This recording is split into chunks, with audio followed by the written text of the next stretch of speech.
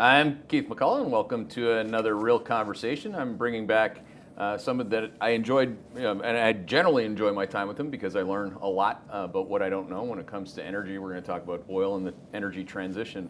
Before I get into it with Mark Gordon I wanted to just kind of contextualize this a little bit. I think most people know that we went from long energy, long commodities from 2020, middle of 2020 for a couple of years, for 2 years, and then we flipped in Q3 of last year. So I'm bearish on energy and oil, but that's a very short-term view. You know, when you look at our quad outlook for next year, you want to be buying it, coming back to quad 3, what we call it, stagflation. Part of that is that energy prices, commodity prices in general will be rising again. So what I try to do with somebody who's far smarter than I'll ever be at this topic, I try to get smarter on the long term, what we call our long-term tail. So Mark Gordon, thank you for coming back. And thank you for having me. I enjoyed the last talk, and I'm looking forward to this one. It's the amount of work that you've done on this, and original work, by the way.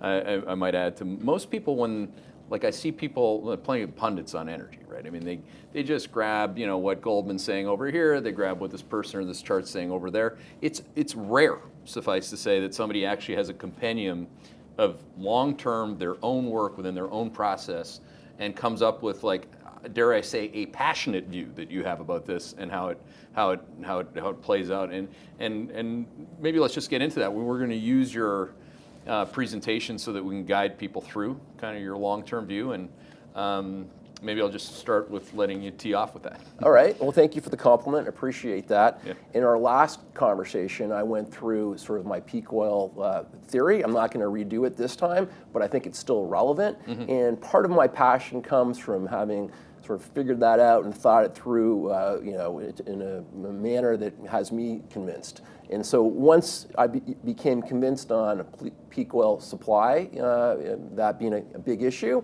it forced me to think about the energy transition and think about what kind of transition makes the most sense.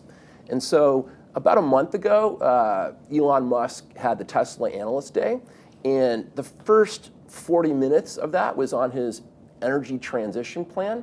And I listened to that, and I just thought to myself, this is really going to cause a huge problem for the United States if we follow his plan. And so I wanted to come on here. Wow. I wanted to come on here and address that.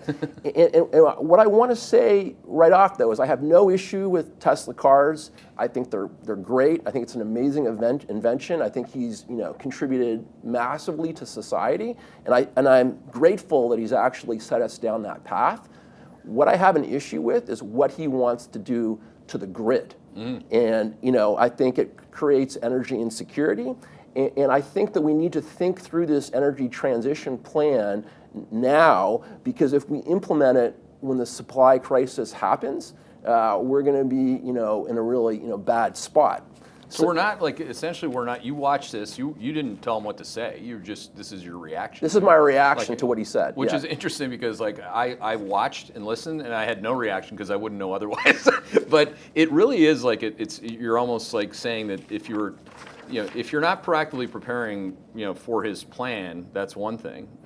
If you execute on his plan, that's like an existential thing?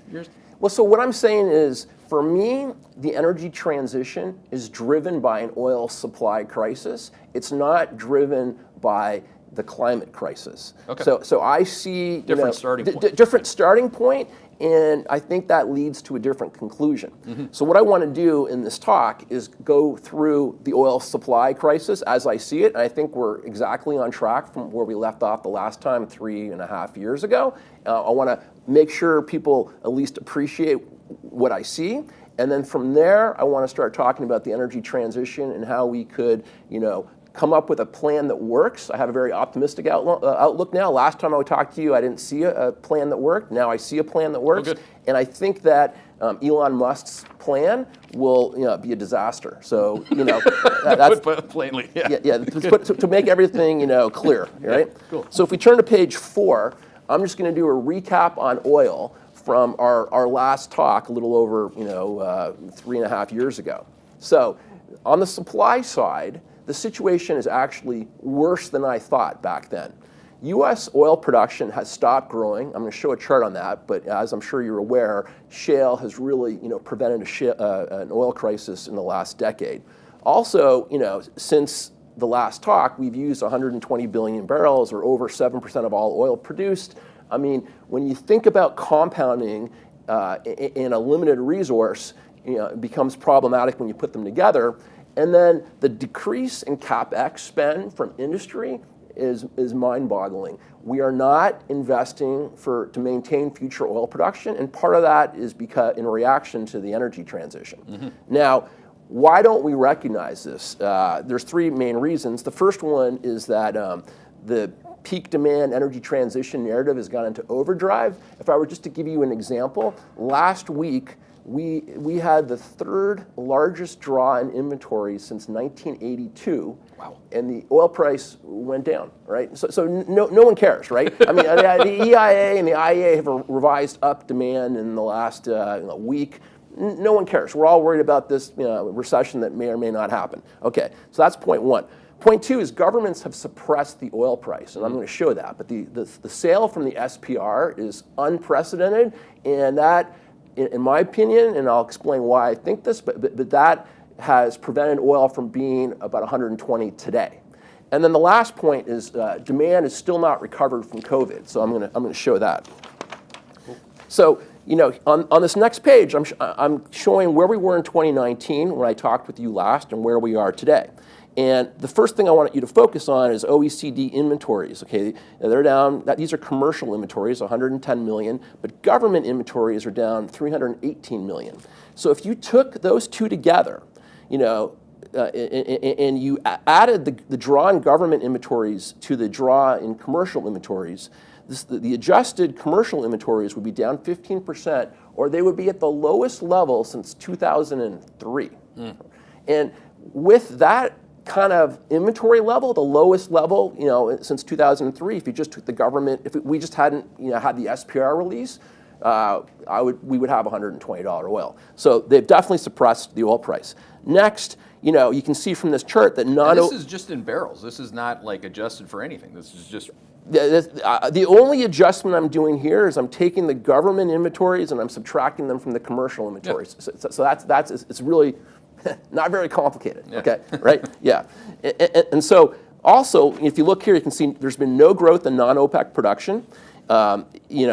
OPEC productive capacity looks like it's declined, and what I mean by that is Nigeria and Angola, they're both offshore producers. Their production's falling, quickly. They're both producing below quota. So, we're not growing non-OPEC production, and in my opinion, OPEC productive capacity has declined. And then perhaps the most surprising thing on this page is, with global GDP growing 15%, global demand has not grown. And we're going to talk about that. But I mean, if demand had grown anywhere close to what it should have grown, we would have a crisis today.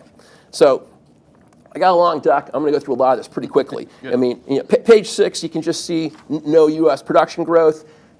Most oil, analysts would agree that if we hadn't had tight oil in America, we would have had a crisis a decade ago. And it is not growing now. And this is a dramatic change. On our last talk 3.5 years ago, I had not thought it would be this extreme.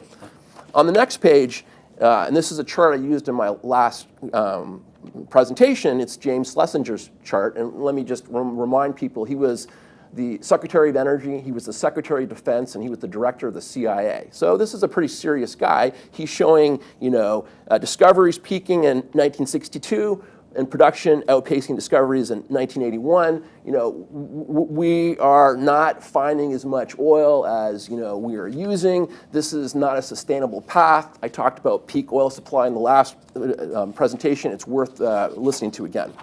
Now, on page 8, this is just a slide I stole from Mike Rothman, who I think is a great analyst. But it just shows, you can see in 2014, global upstream capex was about $750 billion. And that was sort of maintenance capex, and we're not spending anywhere near that right now. So the cumulative underspend is about $3 trillion. It's a lot of money. And so the question is, why is this underspend happening? Industry's gotten discipline, that's part of it. But I mean, I would argue, especially in America, there's little reason to spend if the reserves aren't there. And this chart, page 9, I'll explain in a second why I have it, but I mean, you can see in 1980, recent discoveries could add 30% to base production, whereas today that number is 2%. So much different today than 1980. Now, I picked 1980 for a reason. The reason I picked it is that was when, right around when Volcker jacked up interest rates. And so here's something that I think people don't think about. I feel like it would be a good PhD thesis for some ambitious PhD candidate. Volcker sort of got lucky. And what I mean by that is that in the 1970s, the oil price went up 14x in nominal dollars. We found a whole bunch of oil, as delineated in the last page. All that oil came on in the 1980s, Good right? point, yeah. And so that drove down the oil price. The oil price would have collapsed without Volcker raising interest rates. So, I don't think we fully understood what was going on back then, and we need to rethink economics with oil as part of the history. But the reason I bring that up is because today it's extremely different, right? There's no reason for oil to fall on its own. And in fact, I think the oil price is going to go up and go up a lot. And so what's important is we don't want the Fed to make a mistake today. What we need to have happen is we need to have the oil price rise versus all other relative prices in society. And that's going to happen, and it's going to be inevitable. And the Fed needs to understand that the situation today is entirely different than when Volcker did it. So we need to let the oil price, go up. It's a really, one, I didn't think about that before. I think I'm fairly well versed in the Fed, not in the energy transition. But I always say, when the Fed is tightening into a quad 4 slowdown, what I'm really talking about is a slowdown in demand, which you alluded to, which is most people that are bullish on oil cyclically, they don't really have a view on demand, like at least with the quads and how we map it out explicitly.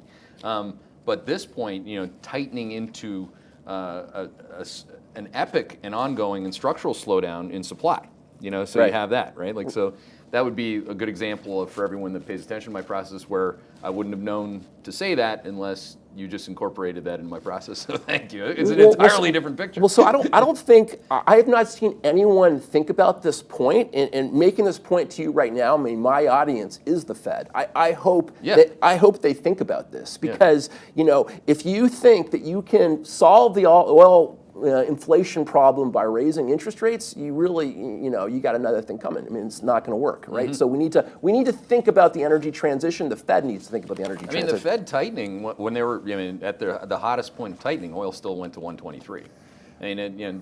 This is not like when we're tightening at 50 basis points at a clip. It's not, so yeah, they should entirely rethink this with this component.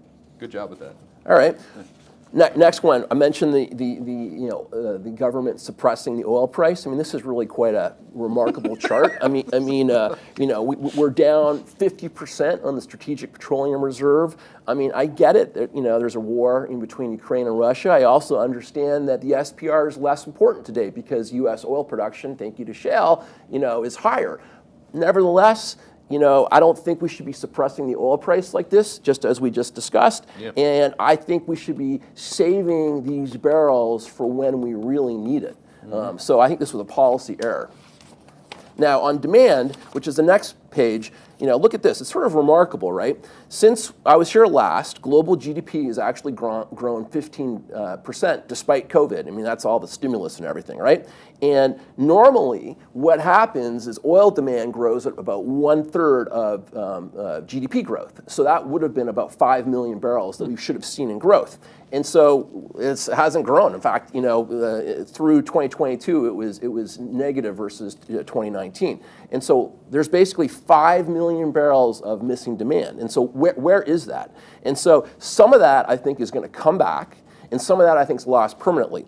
So the lost permanently stuff is working from home. There has been a shift that has happened, and we've lost it. And this is not driven by electrification of BEVs. BEVs is about 600,000 barrels a day of the 5 million. Now, I do think that some of that 5 million is going to come back. I think air travel has been artificially suppressed. We're only now just beginning to reach new highs. In China, massive, disaster over there with, COVID, number 2 and COVID number 3 or whatever, but China is below trend. So I do think there's about 2.5 million barrels a day of demand catch up, and that is enough to tip us into a crisis. Now, just stating the obvious, OPEC now controls the market. If shale's not growing, they can do what they want. We'll see what they want to do, but it appears that they want a higher oil price given the surprise cut we just saw. And to me, we look on track to drain inventories in the second half of this year, thanks to OPEC. And we're in a new world now. I mean, they control the oil market. Now, this page 14 is a page just to remind you how high the oil price can go. In inflation-adjusted dollars, 2008 was at 195. And oil is extremely volatile. A very small move in demand or supply or inventories can send the oil price up, and I think we're likely to see above 195. Now, this page is very important to me because people don't think this through. And I think the world GDP per capita is extremely interesting, right? I mean, no growth whatsoever until 1800. And then it just, does a hockey stick, right? I mean, so think about this. Malthus came out with an essay on the principle of population in 1798, and everyone makes fun of him for getting it wrong, right? But he was actually right for all of history up until then. He was no idiot. When he came out with his theory, I mean, he basically said, human life is miserable, basically, and we're always reaching the limit of, starvation, right? And so you just didn't know about the steam engine. Yeah. Well, so, what's funny, right, is for me, it's very obvious that this was driven by hydrocarbons. First coal, and then oil, and then natural gas. But, historians today, they've kind of canceled oil because oil is evil, right? They don't know what to do with this, right? So they don't have a good understanding of that it was hydrocarbons driving this. Yeah. And the reason I am bringing this up is because if we get the energy transition wrong, this is what we risk losing. Yeah, that's the existential chart, at least one of them. Yeah, one of them. And, on the next page, I just kind of emphasize, how important hydrocarbons are, which is, think about it. If you take the 330 million Americans, on average, each one's using 2.5 gallons of oil a day and 35 kilowatt hours of electricity a day. That's the equivalent, of 45 humans. So it's almost like, we have this, stealth population working for us, that people aren't thinking about. I mean, 330 million people times 45 is a big number. Okay, so this is the end of the first section. And the point to the first section is really to say, we're going to have a supply crisis. We're very close to the supply crisis. Let's make sure we get the energy transition right. And, moving oil consumption to a grid solely powered by renewables makes for a very insecure energy future. This is Elon's plan. I mean, he wants to sell a lot of batteries. If we listen to him, we're going to have everything go BEV, and it's going to be on a grid powered by renewables, right? So now we're in a situation where we have an oil crisis. We might easily have an electricity crisis, right? You get two crises at once. And so let me just ask you, how many days do you think our society could survive in a blackout? 7? Yeah. I asked a bunch of people this, and that's kind of what people come up with. Most people think 7 days, right? Because you're not going to have sewage, because that's like electric pumps. You're not going to have water. You're not going to have refrigeration. I mean, I wouldn't know how to feed myself. I live in a high-rise. I mean, I'm not going to take the elevator, right? I mean, it is a disaster. So we are playing with, an energy transition that makes the grid unstable. This does not, work, in my opinion.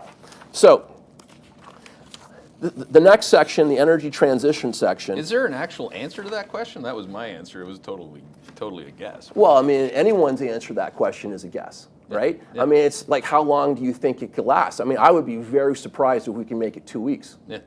No, I'm just thinking of experiences that I've actually had in life. Like where we had a blackout. Like I didn't have power in my house. We had the generator fully loaded. Like at what point are you like at wit's end at a bare minimum with your kids? When Hurricane Sandy hit, which was like a while ago, I was living on the 57th floor. I walked up twice and I left the city. Yeah. I mean, like, disaster. You last two trips up the building. Yeah. Oh, geez. All right, so this is part 2. Yeah, this is part 2, and thank you, Elon. Inspired by him. I think Tesla's amazing. I think your energy transition plan is horrible. I mean, that's where I come out with it. He calls it Master Plan Part 3. I mean, it sounds like he's working for Klaus Schwab or something. I mean, right? Anyway. Well, what amazes me about Elon, right, is he buys Twitter. He makes fun of the liberals, left, right, and center with the purchase, but then he gets them to do exactly what he wants. They are pawns in his scheme. The energy transition plan that they have put into place is what Elon Musk wants. So my main points of contention. First one is he thinks we should have an all renewables transition plan. Remember, he wants to sell batteries. And I think that's way too risky. I think we should have multiple transition paths just to make sure that we're not dependent on something that's intermittent. He argues that battery electric improves efficiency.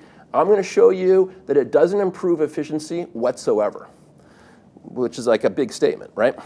He talks about fuel cells. I mean, when we talk about the hydrogen economy, and I'm going to demonstrate that the hydrogen economy is a superior way to have an energy transition than what Elon's advocating. He says there's no limits to resources. This one blows my mind. When I'm going to talk about dealing with energy transition with limited resources, and then in his plan, as in most energy transition plans, it's CO2 avoidance that is paramount. And for me, it's energy security and prosperity that are paramount. And I think that that's what we should be focused on. And that is what is most important to Americans or people in the world.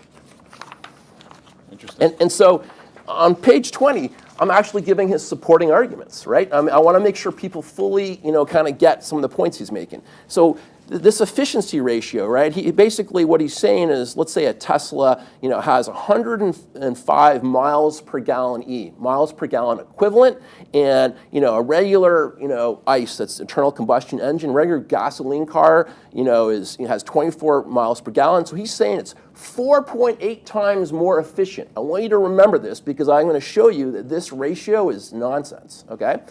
And then fuel cells. What he is showing here is his main argument why the hydrogen economy will not work. And it's a pretty compelling argument. You start off with electricity, you do electrolysis, so you lose 20%, and then you do the fuel cell, so you lose another 40%. So you're 48% efficient. These are the main arguments, for against a hydrogen economy and for BEV economy. So let's think through the efficiency. I'm going to think through the efficiency by just talking about natural gas for a second, and I'm going to compare natural gas to power a battery electric vehicle, or natural gas to power a fuel cell electric vehicle, or natural gas to power a compressed natural gas vehicle. So that's the fair way to compare it when you want to think about efficiency. You got to start with the hydrocarbon and end with what the output is. And so the reason you have to do it this way is in the battery electric vehicle case, the inefficiencies in the combined cycle turbine.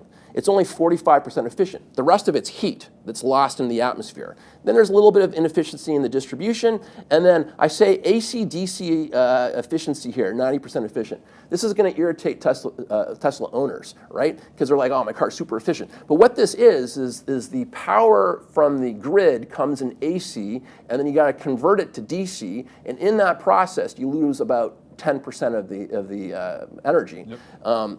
I actually think it's a little more. I was trying to be conservative here. But what I will point out is that if you supercharge the car, that 90% goes to 80%, because when you supercharge the car, you lose even more energy in heat, right? And people don't fully appreciate that, because when you supercharge a car, you're doing it through a charger which is DC to DC. And so the actual loss in the Tesla is only about 10%, but the charger loses another 10%, right? So I'm giving them the benefit of the doubt here, and I only have 90% efficient, but I really should have 80% efficient, okay? Now, if you're going to do hydrogen fuel cell, right, reformation is surprisingly efficient. Why is that? It's because the heat is used to separate the hydrogen molecule from the carbon, right? So heat is used in this process, whereas in combustion, the heat's just wasted, okay? And so you can see, how fuel cell vehicles end up being a little bit more efficient, and then natural gas, sort of all in line. So all of these are about equally efficient, but on the next page, they all have dramatically different miles per gallon E, right? So this is telling you that mile per gallon E ratio is meaningless, right? The Honda Civic natural gas vehicle is probably the cheapest vehicle to fuel. Why? Because natural gas is so cheap, right? And then the Teslas, they're all about equal because electricity is so expensive, right?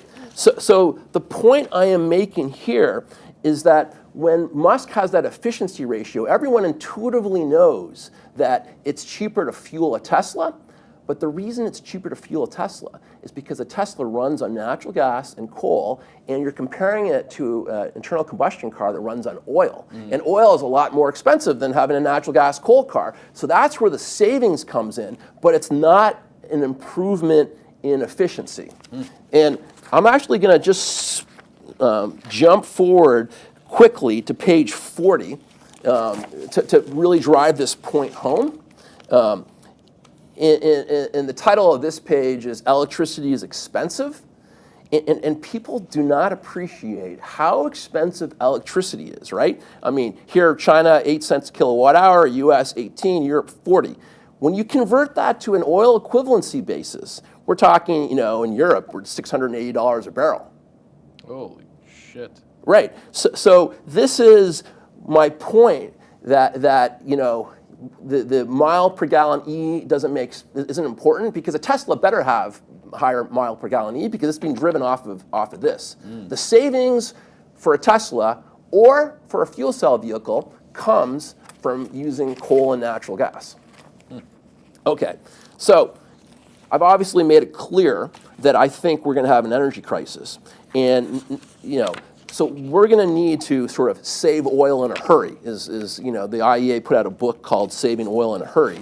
And I, for a second, want to put aside global warming and think about what we could do to save oil in a hurry. And so now I'm back on page 24 in the natural gas section. And the way you save oil in a hurry is you roll out hydrogen produced from natural gas, because that is relatively easy to do compared to all other things. It's much easier to do than expanding the grid, and we can do that in America because we have the resource, right? Now, I mean, there's some caveats. The Marcellus isn't growing, but hey, Alaska's got a lot of natural gas. Canada, our homeland, has got a lot of natural gas. You can go find natural gas in the Gulf of Mexico. We can do this, and if we do this, we can free up oil production that is being used in America and send it elsewhere to mitigate an oil crisis, right?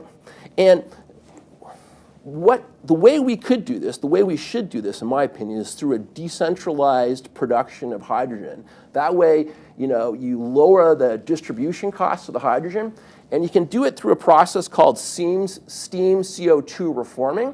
And I'm getting a little technical here, but for a reason. That process uses electricity to create the heat to reform the hydrogen, as opposed to using natural gas, which is combusted, right? So there's no pollutants that are created from that process to put in the atmosphere. So if we had a transition that was driven by natural gas to hydrogen, this would be very similar to what we did with our power grid, when in 2005, 50% of the power grid was coal, and today it's like 23%. So that transition, lowered our carbon emissions, made America a cleaner place. This transition, using natural gas, which I know is not considered, politically correct right now, but we'll come to the global warming arguments towards the end. But I mean, if we did this, we would actually clean our environment So that's quite compelling, and we would, in the process, save the world from an oil crisis. What would be the first pushback that somebody would say on just This plan? Yeah. Yeah. So I'm going to conclude with that. But the first pushback would be that by using natural gas, it goes into the whole sort of ideology of climate change being more important than human prosperity. I got it. Yeah. Okay. Yeah. Yeah, okay. Okay. But the science, like that, you won't get pushback on that. No, we can do this. We can do this. We do not have the political will to do this, right? And we actually, the Europeans are the ones that have pushed the renewables idea, right? They don't have any natural resources. Like, what else are they going to do? They're sitting there. The North Sea is like plummeting production, right? So they're pushing and they want us to copy them. I mean, like, that's asinine, right? We have a resource, and our resource can actually, save the world from the oil crisis that I see coming. Now, for completion's sake, on the next page, flaring and RNG, this steam CO2 reforming process that I was talking about, it could be used to capture all flared gas. And the reason, and turn that into hydrogen, the reason that is because it's high temperature and it has a long residency time, so it can take the natural gas from flaring. It can also take all the input gas to renewable natural gas, RNG, which is basically landfill gas, wastewater gas, manure gas, all this type of stuff. For me, this makes a lot more sense because right now there's this weird subsidy, program out there by the government where they're paying people like $18 an MCF to capture this gas when the natural gas price is $2 an MCF. We could run it all through this process, much more efficient, and create hydrogen, so an improvement in efficiency. Now let's talk about renewables because that's the Elon Musk plan. That is the European plan, and that plan is really, in my opinion, foolhardy. So on page 27, this graph shows the economic justification for why we're all racing towards renewables. And it's basically, hey, look at these costs. They've fallen so much. We love renewables, right? Now, what this doesn't show is the issue with curtailment. And so on the next page, I calculate, once you take into account curtailment and storage, I should have said the issue with intermittency. So intermittency, you have to solve intermittency of renewables. The way you solve it is through curtailment or through storage, okay? Mm-hmm. That's what I was, now I'm trying to be more clear. But anyway, so once you take into account curtailment, and Elon Musk, he helps me out because he has a white paper on his energy transition plan. In his white paper, he says that he's going to curtail renewables by 32%. I mean, it's like it's crazy. Let's talk about inefficiency. This is the inefficiency, right? Mm-hmm. So you're curtailed by 32%. So that's the 0.68 division there, and people will have to sit down and do this math on their own, but it's not very complicated. And then you got to take into account the cost of storage. And storage is really expensive. So basically, once you take into account curtailment and storage, renewables go from the lowest cost of electricity to one of the highest. Wow. Yeah.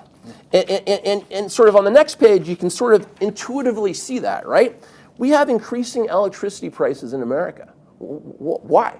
We've moved from coal to natural gas. We have gone from the higher cost source of electricity to the lower cost source of electricity, right? But when you add renewables to the grid, what happens is you now have to curtail your natural gas plant.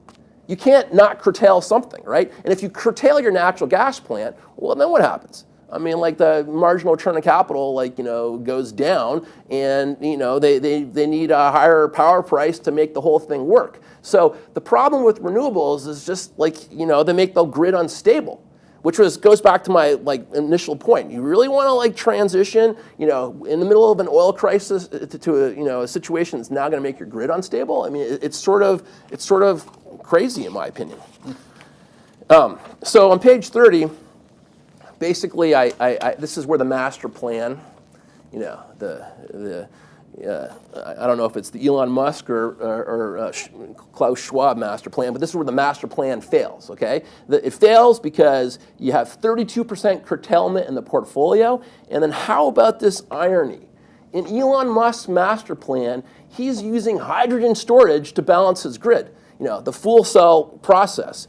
And so, that just tells you that storage is expensive, right? Yeah. And the fact that you're curtailing 32%, you would curtail 0% if storage were cheap, right? But, this is the only, way he sees on doing it. So now let's just talk about efficiency of a renewable grid. Here is the fuel cell thing at the top there. 46%. Renewables, you got the curtailment. Then you have grid storage, which is 92% efficient. And then you have that AC/DC conversion. Now, the efficiency here, when I do this, I'm trying to be honest, right, is a little bit better, but the cost is way more. Yep. So on page 32, here's the surprising conclusion. Hydrogen saves renewables. Because if we have renewables and we run it all through an electrolyzer, we do not ruin the grid. So if you want to, for whatever policy reason, roll out as much renewables as possible, you should be running it through an electrolyzer. We're not going to have blackouts. We're not going to have the governor of California, basically, asking people not to charge their BEVs, which, just happened during a blackout, right? I mean, that whole thing makes no sense. All right. So two other paths to producing hydrogen. One is nuclear. For the life of me, I don't understand why people hate nuclear. It just makes no sense to me. To me, this is the smartest thing that we can do. This is the ultimate end game. For me, there's no sustainable future without a widespread nuclear renaissance. But what we want to do is roll out these small modular reactors, which are basically, about a third the size of a traditional plant. You can, build them in a factory. You get, large-scale, low-cost, rapid rollout. I mean, other countries are ahead of us in this. China and Russia are ahead of us on this. We're only now just beginning to catch up. We need to do it. But let me point out something very interesting, right? Nuclear is very inefficient insofar as it only uses, the electricity is only 35% of the energy that goes into it. There's all this excess heat that's produced in nuclear, right? 65% of the energy in is lost in that heat. That heat can be used to make hydrogen to the reformation process that we talked about before. You can have high temperature electrolysis, or you can have an even more nuclear specific program using thermochemical production. So I think this is what we have to do. I only have one page in this. You can tell I'm trying to be terse, maybe not, but anyway. Okay, and then the last potential path is through waste. And waste makes a lot of sense for producing hydrogen. If you run it through the reformation process and you have no combustion, you can make hydrogen to power fuel cell vehicles, and you can do this in a way that cleans the environment. Wow. Right now, most waste to produce electricity is burned. I mean, think about it. Do you really want to be burning garbage? You put all these toxins into the atmosphere. I mean, yeah, there's filters, and we're trying to control it, and there's minimum levels. But if you go the hydrogen route here, no combustion, a much more efficient way of handling, garbage. And on the next page, it can have a real material impact, right? All the municipal solid waste in the world, if it were converted to hydrogen, would actually offset 10% of oil supply. Wow. And if we added in agricultural waste, you'd be at 25% oil supply. But perhaps, and this is like a relatively cheap process, right? The input's free. Right? They want you to get rid of it. The landfills are filling up, and we don't know where to put the garbage. I mean, Singapore is exporting it to Malaysia, Wyoming sending it to Utah, New York City sending it to Rochester. We're moving garbage around all over the place. We could turn it into fuel. I mean, this is such a better way to use it, and the resource is local, right? So energy security, it's right there. Now, on the next page, I'm kind of just poking fun at Musk's theoretical plan, but he talks about, well, we need sustainable aviation fuel, and for him, well, we can take hydrogen generated from electrolysis, we can take carbon monoxide generated from the electrolysis of carbon dioxide, and then run it through the Fischer-Tropsch process. We have jet fuel. I mean, nice. Okay, it's creative. This works. Problem is only rich people are going to be flying because this fuel is so damn expensive if you do it this way. So this is like a fantasy in my opinion. The other main. So he flies. Well, I mean, I don't know. Yeah. I mean, the guy. I got to admire him, right? I mean, he can make fun of the Democrats with Twitter and get them to do what he wants. I mean, no wonder he has a smile on his face all the time, right? Yeah. But the point on this page, though, is we can actually make sustainable aviation fuel from garbage. That's amazing. And to me, that's the most logical way to do it. I mean, there's two main ways of doing it. Forgetting his plan, one is through agricultural waste, the other one's through garbage. If you use agricultural waste, well, then you put pressure on the food supply. Mm-hmm. So that's not a really smart path. But garbage, I mean, it's like Back to the Future movie when he drops the banana peels in the machine. But that's how it would work, right? I love that. Okay, so energy efficiency, I talked about page 40, let's just move to page 41. For me, this is sort of like the poetry, right? These two graphs come from the white paper that Musk put out after his analyst day on the energy transition, and one shows the energy economy today, one shows his version of the energy economy in the future, and he argues, well, the one today is super inefficient because of all this waste heat, and in his, he has this massive curtailment. This is the curtailment of renewables. We're just throwing away renewable power, right? So the hydrogen economy uses the waste heat, and it doesn't curtail renewables. I mean, talk about a better system. Okay. Wow.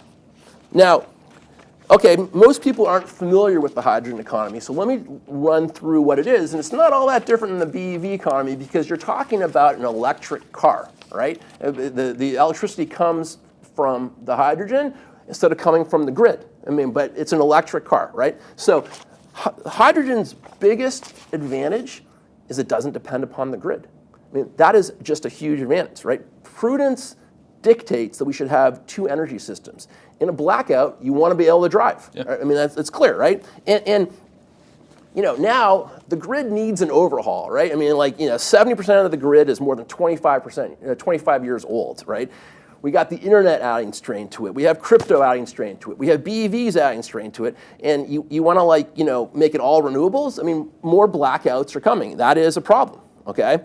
And then another point, which is sort of a smaller point, is that if you go to an all BEV economy, you got to build a fueling infrastructure for that, right?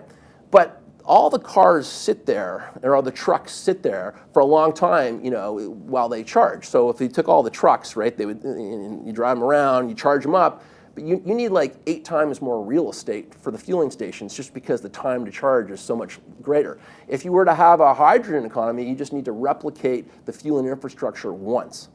So better. And the issue with the hydrogen economy is that we don't have the infrastructure there right now. But we can do this. The technology exists. If we get the infrastructure there, we will have a network effect and it will propel us in this direction.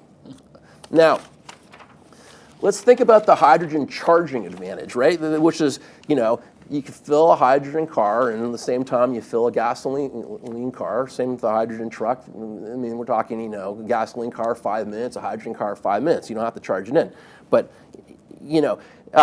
some people might actually like charging their BEV overnight because they don't have to go to the gasoline station at all. And if, that works for some people. I don't have a problem, as I said in the beginning, I don't have a problem with BEVs. I think that they have a part in the future for sure. I mean, I think Tesla is, it's great. But it's going to be a mix. And I think that the advantage over time as the infrastructure is rolled out is going to go towards the fuel cell vehicle, largely because of this. Now, if you think about it from a commercial, vehicle perspective, like trucks, so Tesla now has its Class 8 truck, the Semi, right?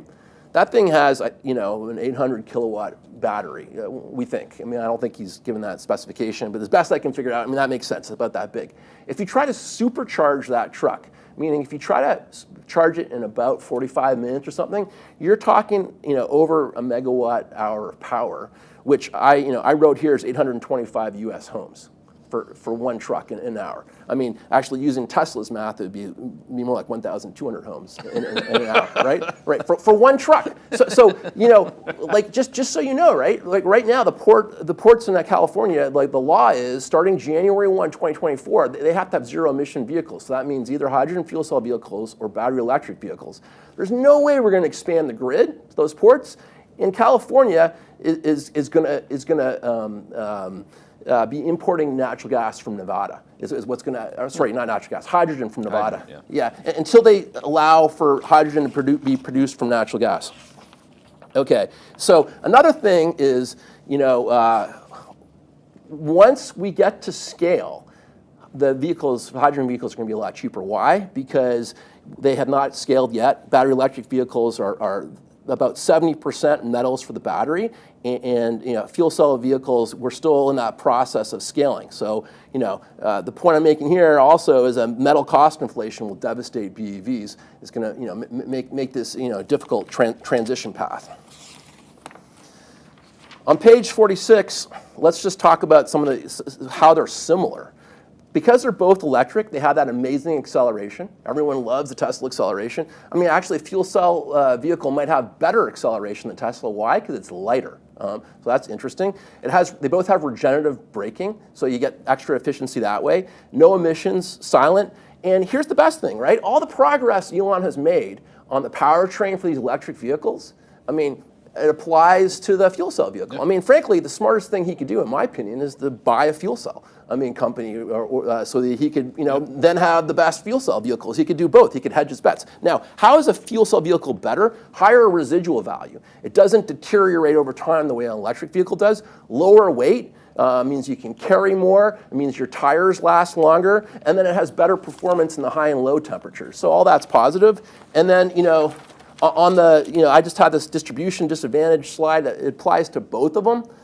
They're both, I mean, people don't think, but transmission and distribution costs for the grid are about equal to generation costs. I mean, like it's really hard to move electricity. It's also hard to move hydrogen.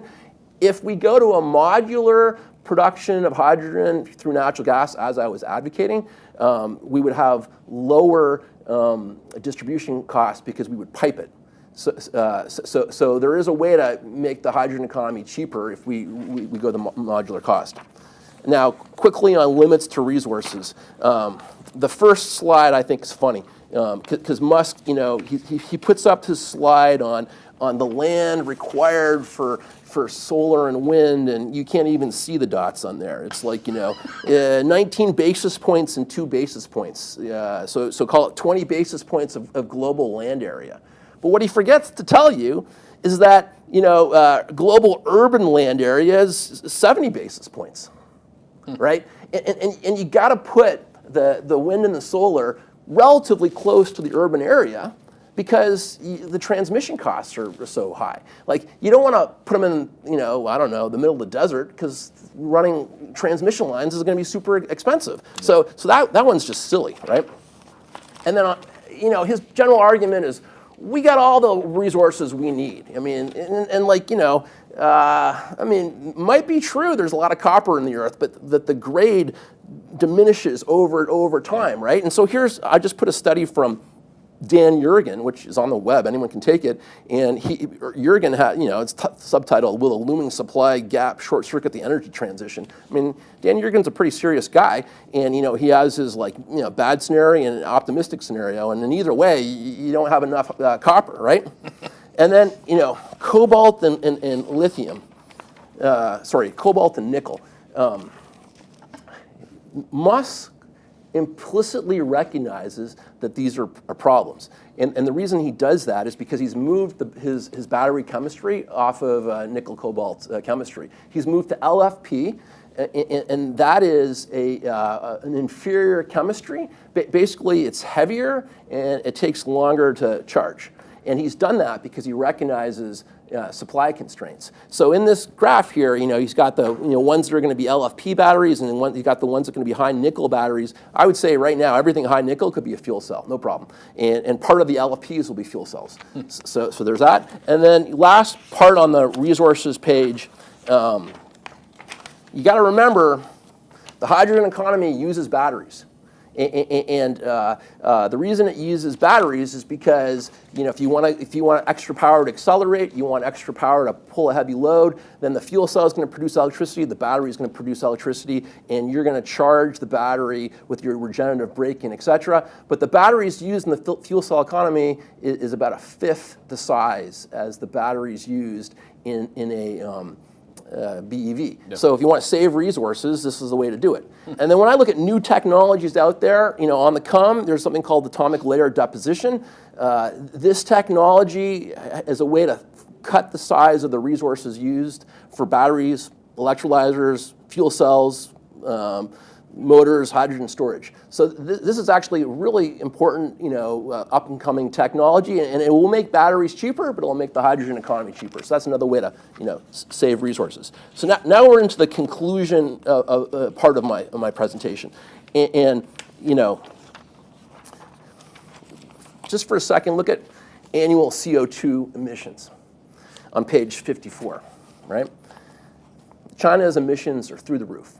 We all know this because they are, using a lot of coal, and they're not stopping using coal, and then this is not going to change, nor should it change, because they deserve to have a higher standard of living. But what I want to point out is that the BEV car in China produces significantly more CO2 than a regular car because it's coal powered. Yep. Also, we saw the electricity prices before. Chinese electricity is really cheap, so this is another reason why they're going in that direction. This has got nothing to do with mitigating CO2. Their policy is driven by energy security and prosperity, and that is what we should do too. I mean, it seems entirely reasonable to me. Now, on the next page, I talk about CO2 saturation, right? Even if we drop emissions, we're still, putting CO2 into the atmosphere. And China is not going to drop emissions, nor is India, nor is most of the developing world. But the good news is that there's a CO2 saturation point. And I mean, according to Will Happer, who's a Princeton professor, a really eminent professor, I mean, he thinks we're actually there already. There's no debate that there's a CO2 saturation point. The only debate is if we're there or not. Mm-hmm.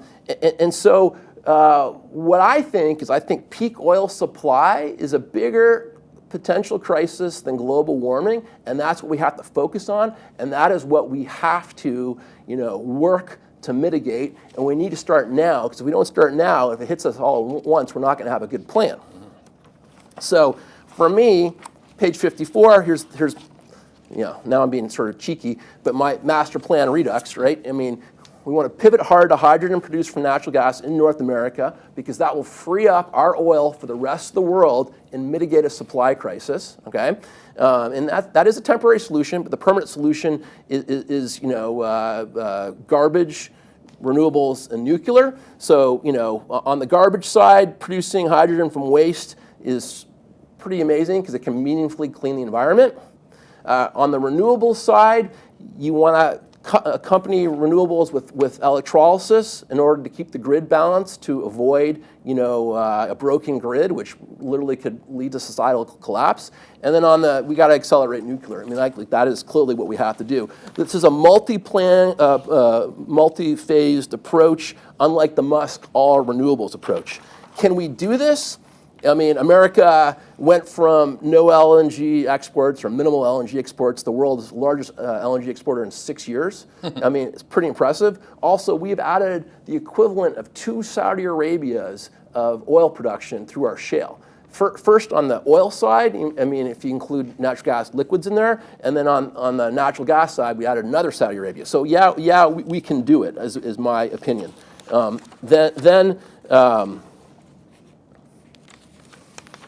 National security. I'm almost done, Keith. I know you've been letting me go here. So China controls the BEV transition. America can control the hydrogen transition. America was the largest producer of coal then oil, then natural gas. We should be the largest producer of hydrogen, in my opinion. And then finally, a transition to a hydrogen economy is better. Why? Because it's cheaper. Why? Because, again, we're using lower cost hydrocarbons or renewables than we are using with oil. So it's a cheaper world, and it's a world where everybody is energy secure because it's all produced locally. So that's a lot better than the current situation. And in the interim, we should move to producing hydrogen from natural gas. And this is the controversial thing I'm saying, because people don't want to do this. But I mean, it is a potential solution to the energy crisis to produce hydrogen from natural gas. Phenomenal. Really well done, man. I didn't know if you're going to get through this inside of the hour, but you did. I was rushing. And if I didn't ask any questions, you would have been done in 45 minutes or less. This is what the world needs, right? I mean, the world needs people doing their own work. They need context. They need leadership. And it's like you provided all that. I mean, you have a solution. You're not just sitting here complaining or making fun of Musk. And you're like, no, his plan's not a good plan. And if we go with that plan, then we're screwed. That's a major issue. You summarized the talk coherently and succinctly. Yeah. Let's see what maybe we'll go into overtime here if the questions are good. I just want to make sure. Because again, the audience, what I love about Hedgeye Nation are just where we are in society in general, and that is the Musk with Twitter. Like you say, he's using Twitter to trigger Dems to do what he actually wants. I mean, we use Twitter and we use the content platform to get people that are well informed to ask questions. Great. Like who's this guy Gordon? Like what does he know? Like I'm people think they know everything, right? I mean, but they can definitely ask questions. By the way, if you hadn't noticed, Mark's presentation is just above the video player there, the entire presentation, and there's a lot of information in there. He went through it, relatively quickly, but I thought professionally. All right, let's see here. We want to make sure that we get. Okay. Bill from Connecticut. Why can we not get more nuclear power off the ground? The data suggests nuclear is clearly the way to go, right? Yeah, so I completely agree with them. I think the issue is political. As I was saying, I think the way to do it is small modular reactors, because we could roll those out in scale. And also, as I said, I think that they should be combined with hydrogen production using that excess heat, because then it becomes more efficient. Frankly, I do not have a good answer why the world doesn't like nuclear. I mean, I think that, like the other, the renewables transition, all originates in Europe, and it's politically driven, and I mean, it makes little sense to me. Okay. This is another question, Daniel from Connecticut. Thanks, Mark, and for the great presentation. Do you agree or disagree with consensus on climate change, and how does this climate change factor into this thinking? Well, your presentations. Yeah, so I could do a presentation, as long as this on climate change. Yeah, I bet you can. Yeah. And I've thought about climate change quite a lot. When I was working at Soros, I thought George Soros was going to want my opinion on it, so I sort of started working on it back then. I mean, probably good for him. He didn't want my opinion on it, so I never offered it. Let me just say that I think human flourishing and prosperity is a lot more important than climate change. That's what we need to focus on. We need to make sure that we do not endanger the standard of living we have now and the standard of living that the rest of the world wants. That should be the focal point. And if there is some mild climate change, we should adapt.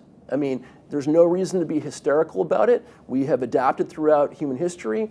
In the medieval warm period and the Roman warm period, the Earth was warmer. In fact, over 90% of the Earth's history, it's been warmer. So I think, I don't want to politicize this. I have my opinions on climate change, but the real important point is that we think about how to preserve what we have, because we are living in a special time in history. You got Greta Thunberg out there complaining that we're going to rob her future, or whatever phrase it is she uses. She doesn't appreciate how good her present is. And our present right now is amazing. That graph that I had on human prosperity, I mean, it all started in 1800. And none of it, we just take it for granted. I mean, the risk is we lose that, and we don't want to lose that. And if we're not focused on this transition coming that's going to be forced upon us from an oil supply crisis, we could lose it. And that's why I'm here, because I am worried about that. And I mean, I have a solution. That's why I articulate it. So I'm optimistic. But what we need people to follow the solution. America can lead the world by using our natural resource of natural gas and create the hydrogen transition, and then allow the rest of the world not to suffer from an oil crisis. Awesome, man. If I had more minutes on the clock, I'd keep going, but we're going to nail the 60-minute mark, and I thought you had nailed that point, which is, again, let's just at least, you got yourself here to present this, you did a ton of work on this. This is really, I'd say it's your career's work. I mean, at this point, our work is always an evolution, but at this point, according to Mark Gordon, this is where you're at. Yep. And I think that I'd love to see this give birth to like some, not just consequential debate, but broadening debate. I mean, for me, the target audience is the Secretary of Energy and anyone running for the presidency, because this is what they need to think about, and we need to have a good energy transition strategy, because if we don't have that, really, like the situation will become problematic. I think just articulating an alternative plan, which you did to the Almighty in his own mind, his own plan, Musk. That's what America's for. We have to have the debate. The Musk solution, I got a solution for him too. All he has to do is buy a fuel cell, company, and he's ready to go. Yeah, well, he should partner up with Mark Gordon. Yeah, there you go. And change his perspective. Thank you. Thank you for having me. Appreciate it, Keith. And thank you for your time. We very much appreciate it. He's Mark Gordon. If you want to look up his materials, I just showed you where to find it. Thank you.